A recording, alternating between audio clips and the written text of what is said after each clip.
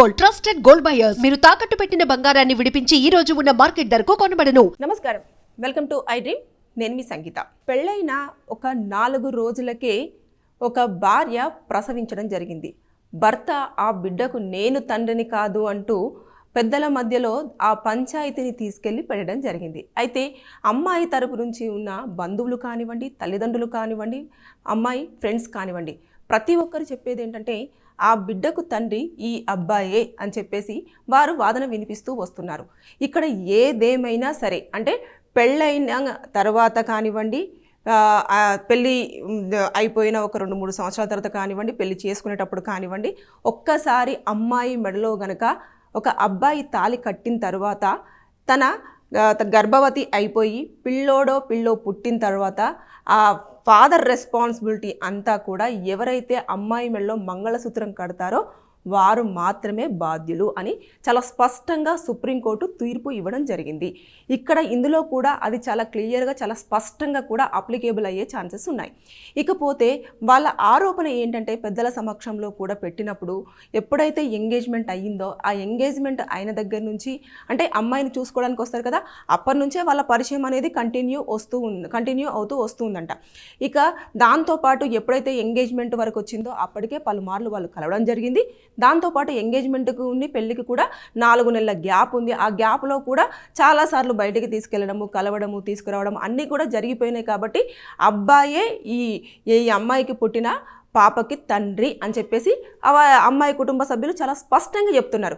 అయితే పెద్దలు మాత్రము వారి దగ్గరికి వారి సమక్షంలో రావడం జరిగింది. కాబట్టి దీనికి ఇంత గోల ఎందుకు, DNA టెస్ట్ చేస్తే సరిపోతుంది కదా, ఆ టెస్ట్ వచ్చేంత వరకు కూడా మీ అమ్మాయిని, ఈ పాపని మీ దగ్గరే పెట్టుకోండి అంటూ అమ్మాయి వాళ్ళ పుట్టింటికి అమ్మాయిని పంపించడం జరిగింది. కానీ ఇక్కడ DNA టెస్ట్ అనేది చేయడానికి లేదు.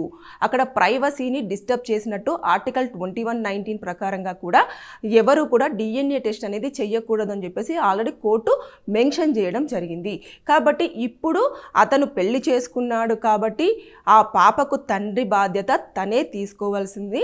ఆల్రెడీ అన్ని చట్టాలలో కూడా క్లియర్గా మెన్షన్ చేయడం జరిగింది. కాబట్టి ఇక నేను కాదు, నాకు సంబంధం లేదు అని చెప్పేసి ఇటు అబ్బాయి తరపున కానివ్వండి, అదేవిధంగా అబ్బాయి కానివ్వండి చెప్పే అర్హత వాళ్లకు లేదు. ఎందుకంటే చాలా క్రిస్టల్గా కూడా ఆల్రెడీ చట్టాలలోనే చాలా క్లియర్గా మెన్షన్ చేసినప్పుడు ఇక తండ్రిని కాదు అని చెప్పేసి అంటే కుదరదు. అంటే చాలాసార్లు తిరిగారు, చాలాసార్లు కలిశారు. కాబట్టి ఆ అమ్మాయి ఏమంటుంది, నేను ఎవరితో మాట్లాడలేదు, ఎవరితో కలవలేదు, అసలు ఎవరు నాకు నా జీవితంలో లేరు, ఈతను తప్ప అని చెప్పేసి చాలా స్పష్టంగా ఆవిడ చెప్తూ వస్తుంది.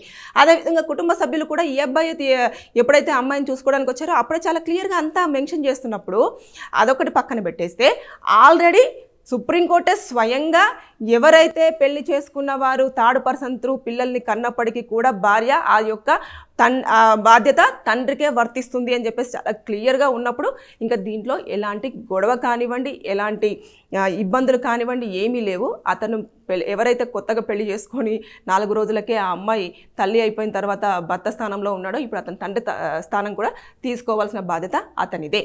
అయితే తెలియదా, అంటే పెళ్లి జరిగేటప్పుడు కొంచెం పొట్టైన ఎత్తుగా ఉంటుంది కదా అని చెప్పేసి, అంటే అమ్మాయి చాలా పీలగా ఉంటుంది. సో ఆవిడ ప్రెగ్నెంట్ అన్న విషయాన్ని అసలు ఎవరు కూడా గుర్తించలేనంత ఇదిగా ఉంది. ఒకసారి కడుపు నొప్పి వస్తుంది చాలా వరకు అని చెప్పేసి అనగానే ఈమె ఆల్రెడీ ప్రెగ్నెంట్ అని చెప్పేసి తెలవడం జరిగింది. అంటే ఇది తెలిసి దాచిపెట్టారా, లేకపోతే తెలియకుండానే అయిపోయిందా, లేకపోతే అమ్మాయి వాళ్ళ పేరెంట్స్కి ముందుగానే తెలిసినా కూడా ఆ అబ్బాయి తండ్రి అని చెప్పేసి అన్నారా అనేది ఇవైతే పూర్తిగా ఇన్ఫర్మేషన్ అయితే బయటికి రాలేదు. కానీ అక్కడ పెద్దల సమక్షంలో మాత్రం చాలా క్లియర్ అండ్ క్రిస్టల్గా నేను కాదంటే నేను కాదు అని చెప్పేసి ఆ అబ్బాయి చాలా స్పష్టంగా తన బాధను వినిపిస్తున్నప్పటికీ కూడా అక్కడ ఒకవేళ అతను కోర్టుకు వెళ్ళినా కూడా కోర్టు కూడా తీర్పు చెప్పేది ఏంటంటే నువ్వే తండ్రివి కాబట్టి నువ్వే రెస్పాన్సిబిలిటీ తీసుకోవాలని చెప్పేసి సూచించడమే జరుగుతుంది. కానీ లేదు, నువ్వు తండ్రివి కాదు, అసలు నీకు సంబంధం లేదు, DNA టెస్ట్ చేద్దామని చెప్పేసి చెప్పే కోర్టులు అయితే ఇప్పుడు లేవు. సెక్షన్స్ అన్నీ మారిపోయాయి, చట్టాలన్నీ మారిపోతున్నాయి, ఎప్పటికప్పుడు జడ్జిమెంట్స్ కూడా చేంజ్ అవుతూ ఉన్నాయి. కాబట్టి ఈ విషయంలో మాత్రం ఆ అమ్మాయి పెళ్ళైన 4 రోజులకే ప్రసవించడం పట్ల ఆ బిడ్డకు తండ్రి మాత్రం కొత్తగా తన జీవితంలోకి వచ్చిన భర్తనే రెస్పాన్సిబిలిటీ తీసుకోవాల్సిన అవసరం ఎంతైనా ఉంది. Thank you.